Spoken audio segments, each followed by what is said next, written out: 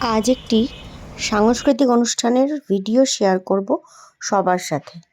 হ্যাঁ, এটি এমন একটি সাংস্কৃতিক অনুষ্ঠান যেখানে অংশগ্রহণ করেছিল আমার স্কুলের ছাত্রীরা।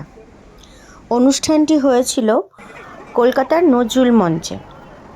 আর এই অনুষ্ঠানটির উদ্যোক্তা ছিল হোপ ফাউন্ডেশন, যাদের 25 বছর পূর্তি উপলক্ষে উদযাপন ছিল ওই দিন।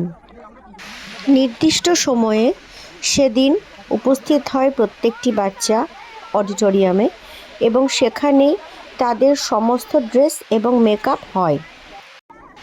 হোপ ফাউন্ডেশনের তরফ থেকেই তাদের সমস্ত ড্রেস এবং মেকআপ প্রোভাইড করা হয়েছিল। নির্দিষ্ট সময়ে শুরু হয়ে গেল ইনঅগ্রেশন ডান্স বা উদ্বোধনী নৃত্য।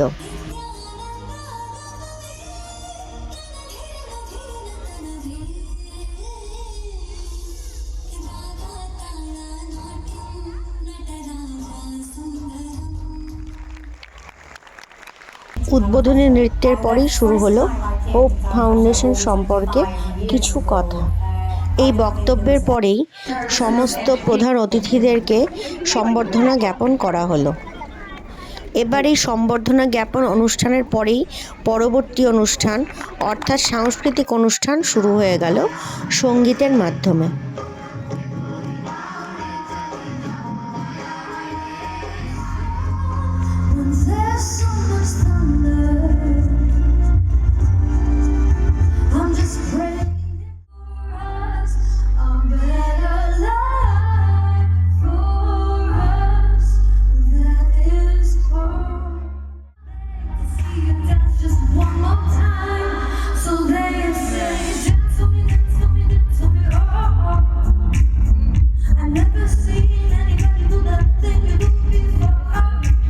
অনুষ্ঠান চলছিল আর আমরাও খুব এনজয় করছিলাম এই অনুষ্ঠানটা।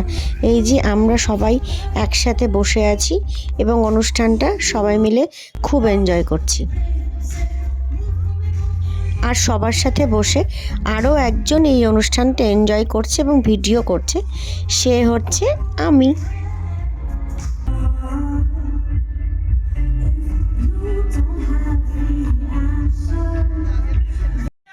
এরপর ধীরে ধীরে এই অনুষ্ঠানটি এগোচ্ছে মূল থিমের দিকে।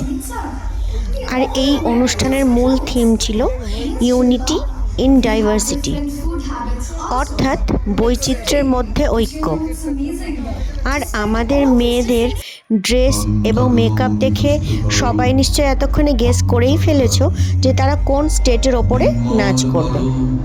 উজ্জ্বল করো, সুন্দর করো, জাগ্রত করো, উদ্যত করো, নির্ভয় করো হে, মঙ্গল করো, নিরলস নিঃসংশয় করো হে।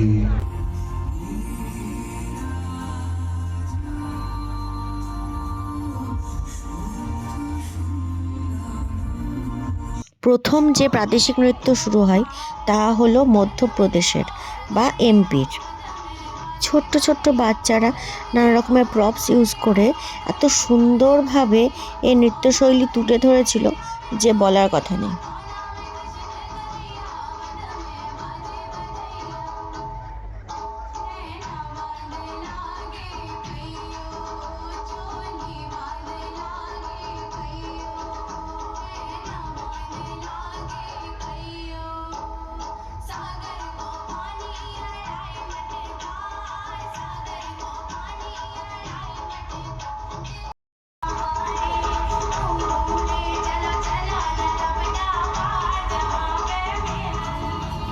এরপরই শুরু হয়েছিল আমাদের ভারতবর্ষের সবথেকে সুন্দর জায়গা অর্থাৎ কাশ্মীরের নৃত্য।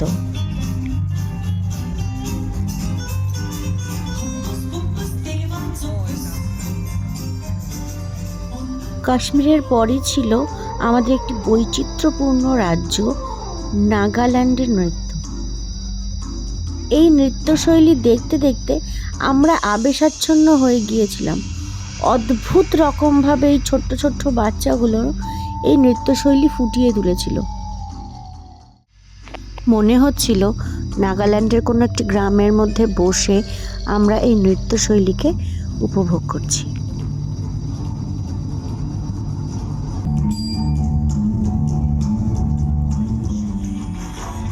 নাগাল্যান্ডের পরেই আসছে সেই রাজ্য যাকে রিপ্রেজেন্ট করেছে আমাদের বাচ্চারা। হ্যাঁ, ড্রেস এবং মেকআপে তো আগেই হয়তো গেস করে ফেলেছিলেন কোন রাজ্যের নৃত্যশৈলী তারা উপস্থাপন করবে।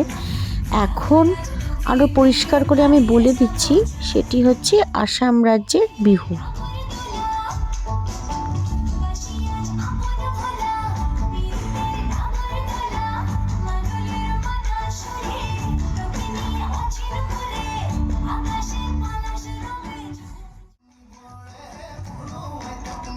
অনুষ্ঠানের পরবর্তী অংশ অর্থাৎ পার্ট 2 আপলোড করা হবে খুব শিগগিরই।